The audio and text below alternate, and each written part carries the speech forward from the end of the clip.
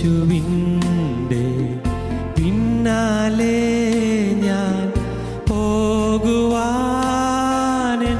ആത്മാവിൽ തീരുമാനം ചെയ്തു. മേലിൽ പിന്നിലേക്കിൽ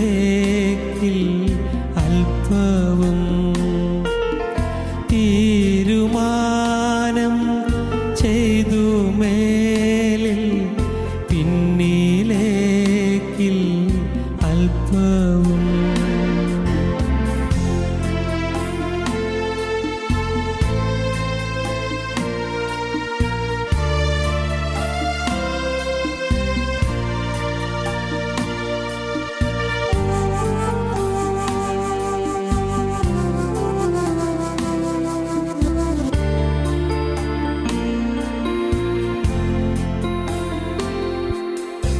എൻ്റെ പിന്നിൽ ലോകമാണ്, എൻ്റെ മുൻപിൽ ക്രൂശതും തീരുമാനം ചെയ്തു. മേലിൽ പിന്നിലേക്കിൽ അല്പവും എൻ്റെ പിന്നിൽ ലോകമാണ്, എൻ്റെ മുൻപിൽ ക്രൂശതും തീരുമാനം ചെയ്തു. മേലിൽ പിന്നിലേക്കിൽ അല്പവും യേശുവിൻ്റെ പിന്നാലെ ഞാൻ പോകുവാൻ ആത്മാവിൽ തീരുമാനം ചെയ്തു. മേലിൽ പിന്നിലേക്കിൽ അല്പവും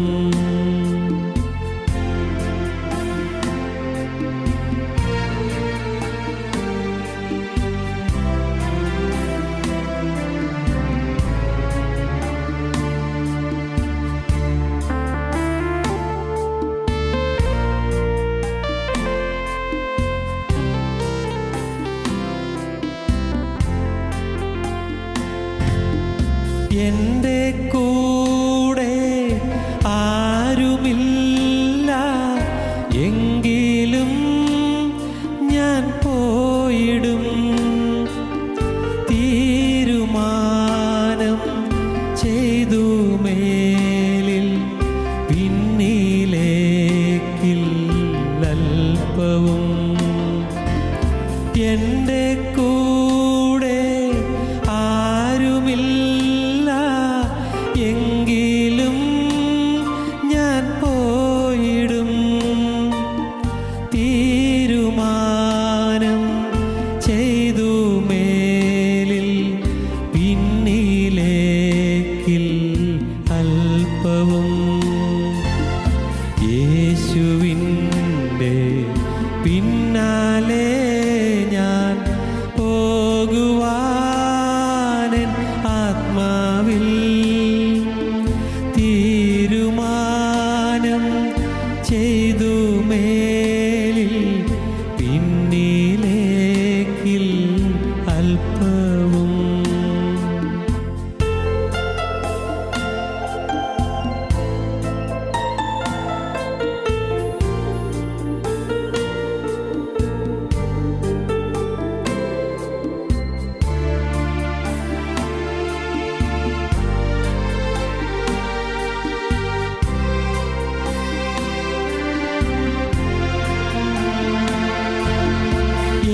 യേശുവിനെ മാത്രം നോക്കും, ബാക്കിയെല്ലാം മാറ്റിടും.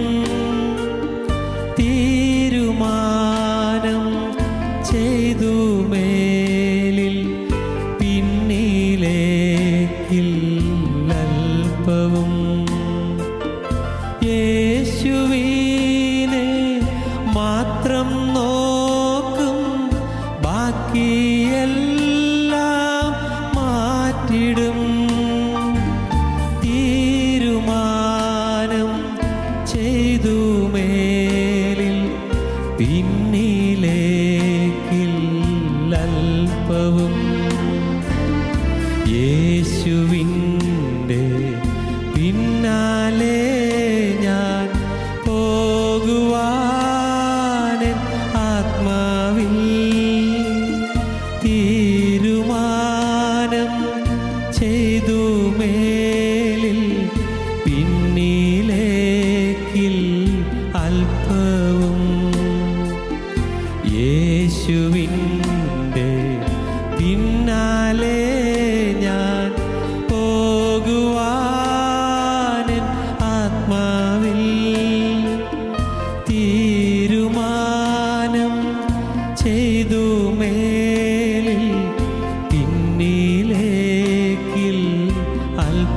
അല്പവും തീരുമാനം ചെയ്തു മേലിൽ പിന്നിലേക്കിൽ അല്പവും.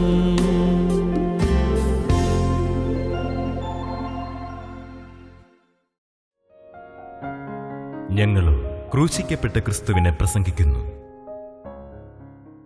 ദൈവ തിരുനാമത്തിന് മഹത്വം ഉണ്ടാകട്ടെ. മത്തായിയുടെ സുവിശേഷം 5-ാം അധ്യായം 9-ാമത്തെ വാക്യം നമുക്ക് വായിച്ചു കേൾക്കാം. സമാധാനം ഉണ്ടാക്കുന്നവർ ഭാഗ്യവാന്മാർ, അവർ ദൈവത്തിൻ്റെ പുത്രന്മാർ എന്ന് വിളിക്കപ്പെടും. സമാധാനം ഉണ്ടാക്കുന്നവർ ഭാഗ്യവാന്മാർ, അവർ ദൈവത്തിൻ്റെ പുത്രന്മാർ എന്ന് വിളിക്കപ്പെടും. സമാധാനം ഉള്ളവർ ഭാഗ്യവാന്മാരാണ്. സമാധാനം ദൈവത്തിൽ നിന്ന് പ്രാപിക്കുന്നവർ ഭാഗ്യവാന്മാരാണ്. ലോകത്തിന് തരാൻ കഴിയാത്ത സമാധാനം ക്രിസ്തുവിൽ നിന്ന് അനുഭവിക്കുന്നവർ ഭാഗ്യവാന്മാരാണ്. ലോകത്തിന് എടുത്തു മാറ്റാൻ കഴിയാത്ത സമാധാനം ക്രിസ്തുവിൽ നിന്ന് അനുഭവിക്കുന്നവർ ഭാഗ്യവാന്മാരാണ്. എന്നാൽ കർത്താവിൻ്റെ ആദ്യത്തെ പ്രസംഗത്തിൽ പറഞ്ഞത്, മത്തായി 5-ാം അധ്യായത്തിൽ 9-ാം വാക്യത്തിൽ ഗിരിപ്രഭാഷണത്തിൽ പറഞ്ഞത്, സമാധാനം ഉണ്ടാക്കുന്നവർ ഭാഗ്യവാന്മാർ, അവർ ദൈവത്തിൻ്റെ പുത്രന്മാർ എന്ന് വിളിക്കപ്പെടും. സമാധാനം ഉണ്ടാക്കുന്നവർ ഭാഗ്യവാന്മാർ. സമാധാനം ഉണ്ടാക്കുന്നവരായി നാം തീരണം. നാം ദൈവത്തിൻ്റെ പുത്രന്മാരെന്ന് സാക്ഷ്യം ലഭിക്കണമെങ്കിൽ നമുക്ക് സമാധാനം കിട്ടുമെന്നുള്ളത് മാത്രമല്ല, നാം മൂലം മറ്റനേകർക്ക് സമാധാനം കിട്ടണം. സമാധാനം ഉണ്ടാക്കുന്നവർ ഭാഗ്യവാന്മാർ, അവർ ദൈവത്തിൻ്റെ പുത്രന്മാർ എന്ന് വിളിക്കപ്പെടും. സമാധാനം നാം ഉണ്ടാക്കുന്നവരായി തീരണം. ദൈവത്തിന് സ്തോത്രം. സമാധാനം ഉണ്ടാക്കുന്നവരായി തീരുക. അബ്രഹാമിൻ്റെ ജീവിതത്തിലെ 9-ാമത്തെ നഷ്ടം, മിസ്രൈമിലേക്ക് ഇറങ്ങിപ്പോയതിൻ്റെ ഫലമായിട്ടുണ്ടായ 9-ാമത്തെ നഷ്ടം, ലോകസമാധാനം നഷ്ടപ്പെടാൻ അത് കാരണമായി തീർന്നു. ലോകത്തിൻ്റെ ആകമാന ശാന്തി നഷ്ടപ്പെടാൻ അബ്രഹാമിൻ്റെ പാതയിൽ നിന്നുള്ളതായ വ്യതിചലനം കാരണമായി തീർന്നു. ഉൽപ്പത്തി പുസ്തകം 16-ാം അധ്യായം ഒന്ന് വായിക്കാം. 16-ാം അധ്യായം 1-ാം വാക്യം നമുക്ക് വായിക്കാം. അബ്രാമിൻ്റെ ഭാര്യയായ സാറായി മക്കളെ പ്രസവിച്ചിരുന്നില്ല, എന്നാൽ അവൾക്ക് ഹാഗാർ എന്നു പേരുള്ള ഒരു മിസ്രൈമ്യ ദാസി ഉണ്ടായിരുന്നു. അബ്രഹാം മിസ്രൈമിലേക്ക് പോയപ്പോൾ അവിടെ നിന്ന് ഒരു ദാസിയെ കിട്ടി, മിസ്രൈമ്യ ദാസി. ഈജിപ്തിലേക്ക് പോയപ്പോൾ കനാനിലേക്ക് നീങ്ങിക്കൊണ്ടിരുന്ന ദൈവദാസൻ, ദൈവത്തിൻ്റെ വഴിയിലൂടെ പുറപ്പെട്ടു പോയ ദൈവദാസൻ അബ്രഹാം ക്ഷാമം വന്നപ്പോൾ ഈജിപ്തിലേക്ക് കടന്നുപോയി. മിസ്രൈമിലേക്ക് പോയപ്പോൾ അവിടെ നിന്ന് ഒരു ദാസിയെ ലഭിച്ചു, മിസ്രൈമ്യ ദാസി. വേലയ്ക്കൊരു പെൺകുട്ടി നല്ലതാണല്ലോ, നല്ലത് അത്രേ അബ്രഹാമും വിചാരിച്ചുള്ളൂ. സാറ തിരഞ്ഞെടുത്തു. കൊള്ളാം, നല്ല വേലക്കാരി, അവൾ ജോലിയെല്ലാം നല്ലതുപോലെ നോക്കും, കുടുംബകാര്യങ്ങളൊക്കെ നോക്കാൻ കൊള്ളാം, പോരട്ടെ, കൂടെ പോരട്ടെ. അബ്രഹാം മടി പറഞ്ഞില്ല. അബ്രഹാമിന് തെറ്റുപറ്റിയത് അവിടെ അവളെ കൊണ്ടുവന്നു എന്നുള്ളതിലല്ല, അങ്ങോട്ട് പോയത് തന്നെ തെറ്റിപ്പോയി. അതിനെ തുടർന്നാണ് ഈ മിസ്രൈമ്യ ദാസിയെ കിട്ടുന്നത്. മിസ്രൈമ്യ ദാസിയെ കൊണ്ടുവന്നിരുന്നു. ഈ മിസ്രൈമ്യ ദാസി, ഹാഗാർ എന്നു പേരുള്ള ആ മിസ്രൈമ്യ ദാസി, അവൾ കുടുംബത്തിന് വിനയായി തീർന്നു, കുടുംബ സമാധാനം നഷ്ടപ്പെടാൻ കാരണമായി തീർന്നു. ഇന്ന് ലോകസമാധാനത്തിന് തന്നെ അതൊരു ഭീഷണിയായി മാറി. എന്താണത്? ലോകസമാധാനം അബ്രഹാമിൻ്റെ ചുവടുവെപ്പിലെ താളം തെറ്റൽ മൂലം സംഭവിച്ചു പോയി. അബ്രഹാമിൻ്റെ ഒരു കാലടി വെച്ചതിൽ പറ്റിയ പിഴ നിമിത്തം ലോകസമാധാനത്തിന് ഭംഗം വന്നുപോയി. അതെന്താണ്?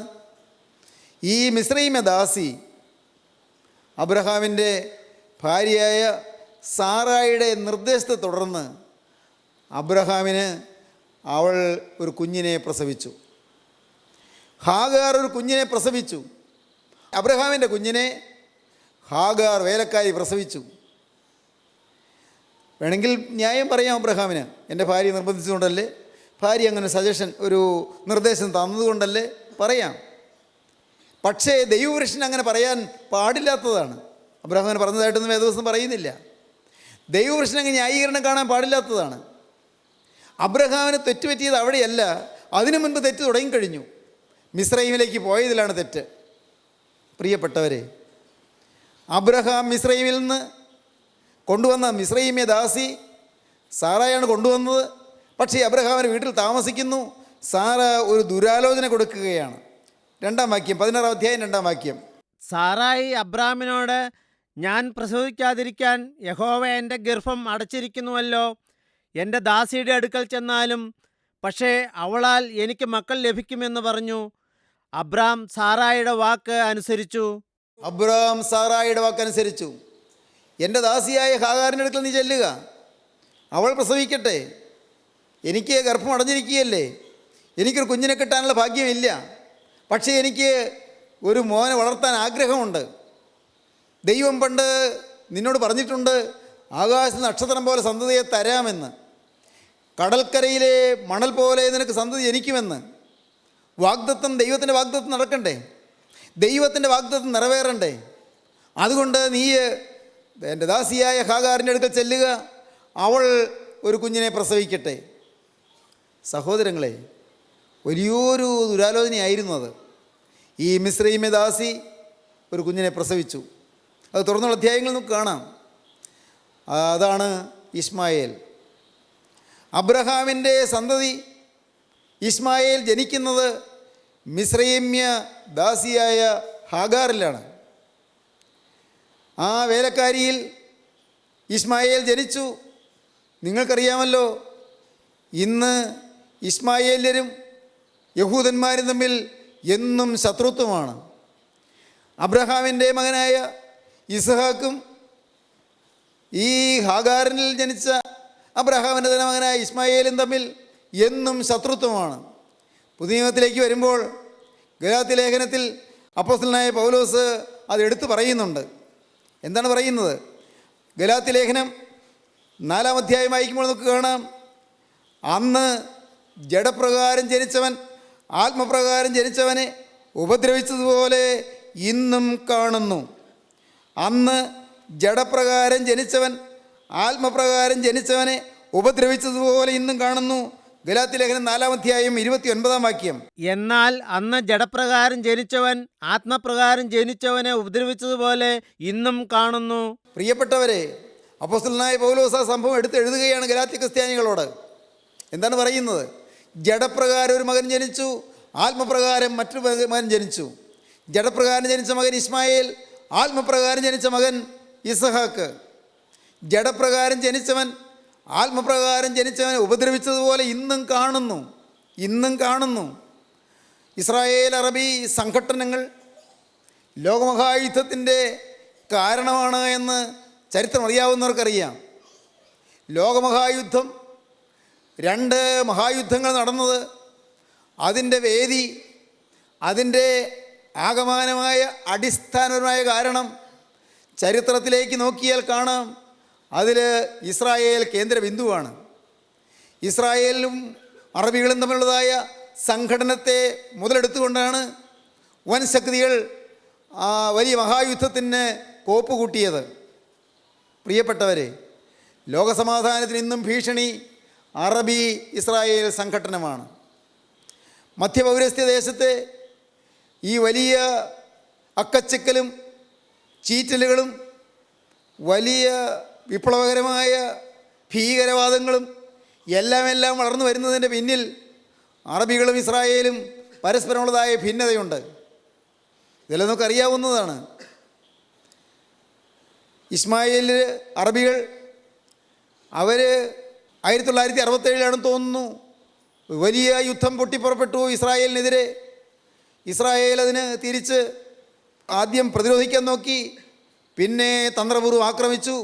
ഈജിപ്തിലെ അധിപതിയായ പ്രസിഡന്റ് നാസറിൻ്റെ നേതൃത്വത്തിൽ നിന്ന് ആ ഭയങ്കരമായ യുദ്ധത്തിൽ ഇസ്രായേൽ ജയിക്കുകയും ഭയങ്കരമായ നാശനഷ്ടങ്ങൾ ഉണ്ടാക്കുകയും ഇസ്രായേൽ ആ കരയിലെ പല ഭാഗങ്ങളും പിടിച്ചെടുക്കുകയും ചെയ്തു. അങ്ങനെയാണ് ഇസ്രായേലിൻ്റെ കയ്യിൽ യെരൂസലേമിൻ്റെ ചില ഭാഗങ്ങൾ ഇന്ന് കൈവശം കിട്ടിയത്. അത് അറബികളുടെ കയ്യിലായിരുന്നു. പ്രിയപ്പെട്ടവരെ, ലോകസമാധാനത്തിൻ്റെ ഭീഷണി തുടങ്ങുന്നത് ആ മിസ്രയീമ്യദാസിയായ ഹാഗാറിനെ കൊണ്ടുവന്നതിൽ കൂടിയാണ്, അഥവാ അബ്രഹാം മിസ്രൈമിലേക്ക് പോയതിൽ കൂടിയാണ്. എത്ര നിസ്സാരമായൊരു സ്റ്റെപ്പാണെന്ന് നമുക്ക് തോന്നാം, പക്ഷേ നിസ്സാരമല്ല. ദൂരവ്യാപകമായ ദൂഷിതഫലങ്ങൾ ഉളവാക്കുന്ന ഭയാനകമായൊരു സ്റ്റെപ്പാണ് വാസ്തവത്തിൽ അബ്രഹാം എടുത്തത്. ഇന്നും തീർന്നിട്ടില്ല. അടുത്ത 3-4 ലോകമഹായുദ്ധവും അതും ഈ അറബ് ഇസ്രായേൽ സംഘടനത്തിൻ്റെ വേദിയിലായിരിക്കും എന്ന് ബുദ്ധിയുള്ള രാഷ്ട്രമീമാംസകർ പറയുന്നു. പ്രിയപ്പെട്ടവരെ, ഇസ്രായേൽ ലോകമെമ്പാടും ചിതറിപ്പോയി. ക്രിസ്തുവിൻ്റെ ക്രൂശാരോഹണത്തെ തുടർന്ന് ഇസ്രായേൽ ചിതറിപ്പോകേണ്ടി വന്നു. എന്നാൽ തിരുവചനം പറയുന്നുണ്ട്, അവർ കുത്തിയിട്ടുള്ളവങ്കിലേക്ക് നോക്കും, ഏകജാതിനെക്കുറിച്ച് വിലപിക്കുന്നത് പോലെ അവർ വിലപിക്കും, കുലം കുലമായി വിലപിക്കും, ഗോത്രം ഗോത്രമായി വിലപിക്കും എന്ന് പ്രവാചകൻ സഖരിയ പ്രവാചകൻ മുൻകൂട്ടി പറയുന്നുണ്ട്. അങ്ങനെ ഒരു സമയത്ത് അവർ കൂട്ടമായി വിലപിച്ചു, ദൈവത്തിൻ്റെ കരുണയ്ക്ക് വേണ്ടി യാചിച്ചു. ആ യാചിച്ചപ്പോഴെല്ലാം ദൈവം അവരെ രക്ഷിക്കുവാൻ ഇറങ്ങി വന്നു. അത്ഭുതകരമായ വിജയം അവർക്ക് നേടുവാൻ കഴിഞ്ഞു. പക്ഷേ അതുകൊണ്ട് സംഘടനകൾ തീർന്നില്ല. യുദ്ധഭൂമി ഒന്ന് ശാന്തമായില്ല. ഇന്നും യുദ്ധത്തിൻ്റെ ഭീകരമായ ഭീഷണികൾ ഇങ്ങനെ നിലനിൽക്കുകയാണ്. നാം തിരുവചനം വായിക്കുമ്പോൾ യെഹെസ്കേൽ പ്രവചനം 38-ാം അധ്യായവും 39-ാം അധ്യായവും വായിക്കുമ്പോൾ വരാനിരിക്കുന്ന ഭീകരമായ യുദ്ധത്തെക്കുറിച്ചുള്ളതായ കാര്യങ്ങൾ അവിടെ പ്രവാചകൻ മുൻകൂട്ടി രേഖപ്പെടുത്തിയിട്ടുണ്ട്. ഒടുവിലത്തെ യുദ്ധം, ആ ഭയങ്കരമായ യുദ്ധം, ആ യുദ്ധത്തിൻ്റെ വേദിയായി ഇസ്രായേലിനെ കേന്ദ്രീകരിച്ച് കാര്യങ്ങൾ നീങ്ങുന്നതെല്ലാം അവിടെ പറഞ്ഞിട്ടുണ്ട്. തെക്കേ രാജ്യമെന്നും വടക്കേ രാജ്യമെന്നും പറഞ്ഞുകൊണ്ട് ചില വ്യക്തമായ ചില സൂചനകൾ ഈ ഭാഗങ്ങളിൽ നമുക്ക് കാണുവാൻ പറ്റുന്നുണ്ട്. ദാനിയേൽ പ്രവാചകന്റെ പുസ്തകം 11-ാം അധ്യായത്തിലും ഈ അവസാന യുദ്ധത്തെക്കുറിച്ച് ചില പ്രവചന ഭാഗങ്ങൾ നമുക്ക് വായിക്കാൻ സാധിക്കും. അതിലേക്കൊന്നും ഇപ്പോൾ കടക്കേണ്ട ആവശ്യമില്ല. പക്ഷേ ഒരു കാര്യം, ലോകസമാധാനത്തിൻ്റെ ഭീഷണിയായി അറബികളും ഇസ്രായേലും തമ്മിലുള്ളതായ സംഘടന ഇന്ന് നിൽക്കുന്നു. അതെല്ലാം ചരിത്രത്തിൻ്റെ ഏടുകളാണ്. എന്നാൽ എനിക്ക് ഇപ്പോൾ നിങ്ങളോട് പറയാനുള്ളത്, ചരിത്രത്തിൻ്റെ ഏടുകളിലേക്കും നമുക്ക് പോകണ്ട, നമുക്ക് നമ്മുടെ ജീവിതത്തിലേക്ക് തിരിഞ്ഞു നോക്കാം. എൻ്റെ കർത്താവേ, ഞാൻ മൂലം എവിടെയെങ്കിലും അസ്വസ്ഥത വരാൻ കാരണമായിട്ടുണ്ടോ? ഞാൻ മൂലം ഏതെങ്കിലും കുടുംബത്തിൽ ആലോചന വരാൻ കാരണമായിട്ടുണ്ടോ? ഞാൻ മൂലം ഏതെങ്കിലും കുടുംബങ്ങളിൽ വഴക്കുണ്ടാകാൻ കാരണമായിട്ടുണ്ടോ? എൻ്റെ ഒരു വാക്ക്, എൻ്റെ ഒരു സംസാരം, എൻ്റെ ഒരു പെരുമാറ്റം അത് ആർക്കെങ്കിലും ദോഷമായി തീരാൻ ഇടയാക്കിയിട്ടുണ്ടോ? കർത്താവേ, എന്നെ ഞാനൊന്ന് ശോധന ചെയ്യാൻ കൃപ തരണമേ. ദാവീദ് ഒരിക്കൽ പറയുകയുണ്ടായി, ദാവീദ് വേദനയോടെ കരഞ്ഞ് പ്രാർത്ഥിക്കുകയുണ്ടായി, യഹോവേ, എന്നെ ശോധന ചെയ്ത് എൻ്റെ ഹൃദയത്തെ അറിയണമേ, എന്നെ പരീക്ഷിച്ച് എൻ്റെ നനവുകളെ അറിയണമേ, വ്യസനത്തിലുള്ള മാർഗ്ഗം എന്നിലുണ്ടോ എന്ന് നോക്കി ശാശ്വത മാർഗത്തിൽ എന്നെ നടത്തണമേ. എൻ്റെ ദൈവമേ, എൻ്റെ ജീവിതത്തിൽ ദോഷത്തിനുള്ളതായ വഴികൾ എന്തെങ്കിലും ഉണ്ടോ എന്ന് എനിക്ക് നീ കാണിച്ചു തരണമേ. യഹോവേ, എന്നെ ശോധന ചെയ്ത് എൻ്റെ ഹൃദയത്തെ അറിയണമേ. എൻ്റെ ഹൃദയത്തിൻ്റെ നനവുകൾ, എൻ്റെ ഹൃദയത്തിൻ്റെ ആഗ്രഹങ്ങൾ, എൻ്റെ ഹൃദയത്തിൻ്റെ താല്പര്യങ്ങൾ, എൻ്റെ ഹൃദയത്തിൻ്റെ വികാരങ്ങൾ, എൻ്റെ മനസ്സിലെ വിചാരങ്ങൾ, ഇത് ഓരോന്നും നീ ഒന്ന് ശോധന ചെയ്ത് കാണിച്ചു തരണമേ. അരുതാത്ത ഏതെങ്കിലും ഒരു സ്റ്റെപ്പ് ഞാൻ എടുക്കുന്നുണ്ടോ? എൻ്റെ കർത്താവേ, തന്മൂലം ഏതെങ്കിലും കുടുംബങ്ങൾക്ക് നാശം വന്നിട്ടുണ്ടോ? ആർക്കെങ്കിലും ദോഷം സംഭവിക്കുന്നതിന് കാരണമായിട്ടുണ്ടോ? ഏതെങ്കിലും ഒരാളുടെ ഭാവിയിലേക്കുള്ള മുന്നേറ്റത്തിന്, ശാന്തസുന്ദരമായ ജീവിതത്തിൻ്റെ പുലർച്ചയ്ക്ക് അത് വിഘാതം സൃഷ്ടിച്ചിട്ടുണ്ടോ? തടസ്സം സൃഷ്ടിച്ചിട്ടുണ്ടോ? കർത്താവേ, നീ എന്നെ ശോധന ചെയ്ത് എൻ്റെ ഹൃദയത്തെ അറിയണമേ. നിങ്ങൾ വാസ്തവമായി ദൈവസന്നിധിയിൽ ഇരുന്ന് ചിന്തിച്ചാൽ നിങ്ങൾക്ക് ചിലതെല്ലാം ഓർക്കാൻ പറ്റും. നിങ്ങൾ മൂലം വേദനിക്കേണ്ട വന്നതായ വ്യക്തികൾ, നിങ്ങൾ മൂലം നഷ്ടം സംഭവിച്ചതായ കുടുംബങ്ങൾ, നിങ്ങളുടെ ചില ചെയ്തികൾ മൂലം, നിങ്ങളുടെ ചില വാക്കുകൾ മൂലം അകന്നുപോയ ചില വ്യക്തിബന്ധങ്ങൾ, നിങ്ങളുടെ ചില വാക്കുകൾ മൂലം ഭാര്യാഭർത്താക്കന്മാർ പരസ്പരം സംശയാലുക്കളായി പിണങ്ങിപ്പോയത്, അകന്നുപോയത്, മാതാപിതാക്കളും മക്കളും തമ്മിൽ അകൽച്ച വന്നത്, നിങ്ങളുടെ ചില വാക്കുകൾ മൂലം, നിങ്ങളുടെ പെരുമാറ്റം മൂലം അമ്മായിയമ്മയും മരുമോളും തമ്മിൽ ഭിന്നിക്കാനിടയായത്, നിങ്ങൾ വളരെ നിഷ്കളങ്കമായി സംസാരിക്കുന്നതെന്ന് നിങ്ങൾക്ക് തോന്നിയുള്ളൂ. പക്ഷേ നിങ്ങൾ പറഞ്ഞതിൻ്റെ പിന്നിലുള്ളതായ ചില ദുഷ്ടലാക്കുകൾ ദൈവം കാണുന്നുണ്ട്. ദൈവമേ, എന്നെ ശോധന ചെയ്ത് എൻ്റെ ഹൃദയത്തെ അറിയണമേ, എന്നെ പരീക്ഷിച്ച് എൻ്റെ നനവുകളെ അറിയണമേ. വ്യസനത്തിനുള്ള മാർഗ്ഗമെല്ലുണ്ടോ എന്ന് നോക്കി ഏതെങ്കിലും കാര്യത്തിൽ എനിക്ക് തെറ്റുപറ്റിയിട്ടുണ്ടോ എന്ന് എനിക്ക് കാണിച്ചു തന്ന് എന്നെ ശാശ്വതമായ നിത്യജീവൻ്റെ വഴിയിൽ എന്നെ നടത്തണമേ എന്ന് സങ്കീർത്തനക്കാരൻ പ്രാർത്ഥിച്ചു. നിങ്ങൾക്ക് ഏതെങ്കിലും കാര്യങ്ങൾ ഓർമ്മ കിട്ടുമോ? നിങ്ങളുടെ ജീവിതത്തിലേക്ക് തിരിഞ്ഞു നോക്കി നിങ്ങൾ മൂലം നാശം വന്ന ആരെക്കുറിച്ചെങ്കിലും, നിങ്ങൾ മൂലം ഒരു കെടുതി വന്ന ആരെക്കുറിച്ചെങ്കിലും, നിങ്ങൾ മൂലം പേര് ചീത്തയായ ആരെക്കുറിച്ചെങ്കിലും, നിങ്ങൾ ഒരുപക്ഷേ പറഞ്ഞ ചില വാക്കുകൾ മൂലം മനസ്സ് നൊന്തുപോയ ആരെക്കുറിച്ചെങ്കിലും ഇപ്പോൾ നിങ്ങൾക്ക് ഓർമ്മ വരാൻ പറ്റുന്നുണ്ടോ? നിങ്ങൾ മൂലം നഷ്ടം വന്ന ആരെക്കുറിച്ചെങ്കിലും നിങ്ങൾക്ക് ഓർമ്മിക്കാൻ പറ്റുന്നുണ്ടോ? പ്രിയപ്പെട്ടവരെ, ഞാൻ നിങ്ങളോട് പറയട്ടെ, നിങ്ങൾക്ക് ആ പാപവുമായി ഇപ്പോൾ ദൈവസന്നിധിയിലേക്ക് കടന്നു വരാം. കർത്താവേ, ഞാൻ ന്യായീകരിക്കാൻ ഒന്നുമില്ലാത്തവനായി തിരുമുൻപാകെ വരികയാണ്. എൻ്റെ ചില പെരുമാറ്റങ്ങൾ, എൻ്റെ ചില വാക്കുകൾ, എൻ്റെ ചില ഭാവങ്ങൾ, എൻ്റെ ചില ആംഗ്യങ്ങൾ, എൻ്റെ കരുണയുള്ള കർത്താവേ, എൻ്റെ ചില സ്വഭാവങ്ങൾ തന്മൂലം നഷ്ടം വന്നവർ, കഷ്ടം വന്നവർ, നാശം വന്നവർ, അകന്നുപോയവർ, ദുഃഖം വന്നവർ, ഹൃദയത്തിൽ മുറിവേറ്റവർ, എൻ്റെ ദൈവമേ, അനേകം സംഭവങ്ങൾ എൻ്റെ മനസ്സിലേക്ക് വരുന്നല്ലോ കർത്താവേ. എന്നെ നീ ഒന്ന് കഴുകണമേ നിങ്ങൾ പറയുമോ? ഇന്നും കഴുകാൻ തിരക്തമുണ്ട്. പ്രിയപ്പെട്ടവരെ, അതാണ് ആശ്വാസം. ഏതെല്ലാം പാകപ്പിഴകൾ നിങ്ങൾക്ക് വന്നെങ്കിലും, എന്തെല്ലാം പ്രതിസന്ധികൾ നിങ്ങളുടെ ജീവിതത്തിൽ വന്നെങ്കിലും, എന്തെല്ലാം പാപങ്ങൾ നിങ്ങൾക്ക് വന്നെങ്കിലും, ഏതെല്ലാം നഷ്ടങ്ങൾ നിങ്ങൾക്ക് വന്നെങ്കിലും, പ്രിയപ്പെട്ടവരെ, നിങ്ങളെ കഴുകാൻ കർത്താവായ യേശുവിൻ്റെ തിരക്തമുണ്ട്. ആ തിരക്തത്തിന് മുൻപാകെ നിങ്ങൾ സമർപ്പിക്കുമോ? നിങ്ങൾ കൊടുത്ത ഒരു ഫോൺ മെസ്സേജ്, നിങ്ങൾ കൊടുത്ത നിങ്ങളുടെ മൊബൈലിലെ ഒരു SMS മെസ്സേജ്, നിങ്ങൾ പരസ്പരം കൈമാറിയ ഒരു കാസറ്റ്, ഒരു CD, അല്ലെങ്കിൽ ഒരു ബ്ലൂ ഫിലിമിൻ്റെ കാസറ്റ്, അതല്ലെങ്കിൽ ഒരു പടം, അല്ലെങ്കിൽ ചീത്ത പടമുള്ള പുസ്തകം, നിങ്ങൾ ചിലരെ വിളിച്ച് അഴിയത്തിരുത്തി ഇൻ്റർനെറ്റിൽ കടന്ന് വൃത്തികെട്ട പടം കാണാൻ ചിലർ പ്രേരിപ്പിച്ചത്, തന്മൂലം അനേകം പേര് നശിക്കാനും അനേകം പേര് അവരുടെ ജീവിതം തകർന്നു പോകാനും കാരണമായത്, എന്തെല്ലാം ഓർക്കാനുണ്ട്. പ്രിയപ്പെട്ടവരെ, ചോദിക്കട്ടെ, നിങ്ങൾ റാഗ് ചെയ്തത് മൂലം പഠിത്തം മുടങ്ങിപ്പോയി എത്ര പേര്? നിങ്ങൾ റാഗ് ചെയ്തത് മൂലം മനോരോഗികളായി തീർന്ന എത്ര പേര്? ഓർക്കൂ, നിങ്ങൾ റാഗ് ചെയ്തത് മൂലം സുബോധം നഷ്ടപ്പെട്ടു പോയി എത്ര പേര്? എൻ്റെ ദൈവമേ, ഇതെല്ലാം ഇവിടെ കൊണ്ടുവന്ന് തീർക്കാനൊരു സ്ഥലമുണ്ട്. ആ സ്ഥലമാണ് ചൂണ്ടിക്കാണിച്ചു തരുന്നത് ഗോകുൽത്തായിലെ കുരിശിൻ ചുവട്. അവിടെ ഇതെല്ലാം തീർക്കും, അവിടെയെല്ലാം തീരും. എല്ലാ കടങ്ങളും അവിടെ മോചിക്കും, എല്ലാ ചീട്ടുകളും കീറിത്തരും, എല്ലാ അകൃത്യഭാരവും ക്ഷമിച്ചു തരും, എല്ലാ ബന്ധനങ്ങളും അഴിച്ചു തരും, എല്ലാ ശാപങ്ങളും മാറ്റിത്തരും. അതിന് നിങ്ങൾ ഈ ഫെലോഷിപ്പിൽ വരണമെന്ന് പോലും ഞങ്ങൾ പറയുകയില്ല. നിങ്ങൾ ഓരോരുത്തരും ഇങ്ങോട്ട് വരണമെന്ന് ഞങ്ങൾ വിളിക്കുകയില്ല. നിങ്ങൾ പോകേണ്ടത് ഒരിടത്തേക്കാണ്. അത് നിങ്ങളുടെ വീട്ടിൽ തന്നെ നിങ്ങൾക്ക് ധ്യാനിച്ചുകൊണ്ട് കുരിശ് ചുവട്ടിലിരിക്കാം. നിങ്ങൾ ഓരോരുത്തരും ഇരിക്കുന്നിടത്ത് കർത്താവായ യേശുവിൻ്റെ കുരിശ് ചുവട്ടിലാണ് ഞാൻ ഇരിക്കുന്നത് എന്ന് വിശ്വസിച്ചുകൊണ്ട് നിങ്ങൾക്ക് അവിടെ മുട്ടുമടക്കാം. നിങ്ങൾക്ക് എളിമയോടെ ഇരിക്കാം. കർത്താവേ, നഷ്ടങ്ങൾ സംഭവിച്ചു പോയി, എൻ്റെ നാഥ, നാശങ്ങൾ സംഭവിച്ചു പോയി. ഞാൻ മൂലം അനേകരുടെ സമാധാനം നഷ്ടപ്പെടുത്തി കളഞ്ഞു. ഞാൻ മൂലം അനേകം കുടുംബങ്ങളിൽ അസ്വസ്ഥത വരുത്തി കഴിഞ്ഞു. എൻ്റെ കരുണയുള്ള കർത്താവെ, തിരുത്താൻ എനിക്ക് കഴിവില്ല, പ്രായശ്ചിത്തം ചെയ്യാൻ എനിക്ക് മാർഗമില്ല. കർത്താവെ, എനിക്ക് വീട്ടുവാൻ വകയില്ലാകിയാൽ അവൻ ഇരുവർക്ക് ഇളച്ചു കൊടുത്തു എന്നൊരു വാക്യമുണ്ട്. വീട്ടുവാൻ വകയില്ലാകിയാൽ അവൻ ഇരുവർക്കും ഇളച്ചു കൊടുത്തു. എൻ്റെ ദൈവമേ, വീട്ടുവാൻ വകയില്ലാത്തവർക്ക് ഇളച്ചു തരുന്ന ഒരു നല്ല യജമാനുണ്ട്. എൻ്റെ സ്നേഹിതരെ, നിങ്ങളോട് പറയട്ടെ, ഇളച്ചു തരുന്ന ഒരു നല്ല കർത്താവുണ്ട്. അവനെല്ലാ കടവും ഇളച്ചു തരും, എല്ലാ പാപവും മാറ്റിത്തരും, എല്ലാ അശുദ്ധിയും നീക്കിത്തരും.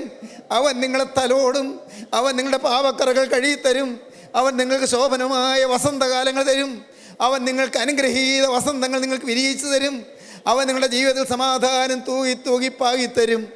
ദൈവത്തിന് സ്തോത്രം. അവൻ നിങ്ങളെ അനുഗ്രഹിക്കാൻ വന്നിട്ടുണ്ട്. അവൻ നിങ്ങളുടെ അരികത്തൂടെ നടക്കുന്നുണ്ട്. നിങ്ങൾ എവിടെ ഇരുന്നാണോ ഈ വചനം കേൾക്കുന്നത്, അവിടെ നിങ്ങളുടെ അരികത്തേക്ക് യേശു വരുന്നുണ്ട്. യേശു വന്ന് ഒന്നേ നിങ്ങൾ പറയുന്നുള്ളൂ, മകനെ, കഴിഞ്ഞ കാല നഷ്ടങ്ങളെല്ലാം ഞാൻ നികത്തിത്തരാം. മകളെ, കഴിഞ്ഞ കാല പോരായ്മകളെല്ലാം ഞാൻ മാറ്റിത്തരാം. മകനെ, നിന്റെ ജീവിതത്തിൽ സംഭവിച്ച എല്ലാ കെടുതികളും ഞാൻ നീക്കിത്തരാം. ഒരു പുതിയ ജീവിതം നിനക്ക് തുടങ്ങാൻ മനസ്സുണ്ടോ? എന്നോട് ചേർന്നുള്ള പുതിയ ജീവിതം നിനക്ക് തുടങ്ങാമോ? യേശു ക്രിസ്തുവിലുള്ളതായ പുതിയ ജീവിതം നിനക്ക് തുടങ്ങാമോ? ക്രിസ്തുവിൽ ആശ്രയിച്ചും ക്രിസ്തുവിൽ വിശ്വസിച്ചും ക്രിസ്തുവിനെ സ്നേഹിച്ചുമുള്ള ഒരു പുതുജീവിതം നിനക്ക് ആരംഭിക്കാൻ മനസ്സുണ്ടോ? എങ്കിൽ നിന്നെ ഞാൻ രൂപാന്തരപ്പെടുത്താം, നിന്നിൽ ഞാൻ ഇറങ്ങി നിൽക്കാം, നിന്റെ മേൽ ഞാൻ ചവിട്ടി നിൽക്കാം. മോനെ, എനിക്ക് 2000 വർഷം മുൻപ് എൻ്റെ കൈകൾ നിശ്ചലമായി, നിൻ്റെ കൈകൾ എനിക്ക് തരുമോ? ആ കൈകളിൽ കൂടെ ഞാനൊന്ന് പ്രവർത്തിക്കട്ടെ. 2000 വർഷം മുൻപ് എൻ്റെ നാവ് നിശബ്ദമായി, എന്നാൽ നിൻ്റെ നാവ് എനിക്ക് തരുമോ? നിൻ്റെ നാവിൽ കൂടി ഞാൻ ശബ്ദിക്കട്ടെ.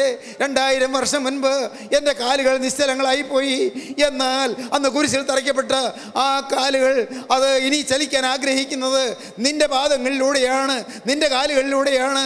നിന്നെ തന്നെ നീ എനിക്ക് വിട്ടുതരുമോ?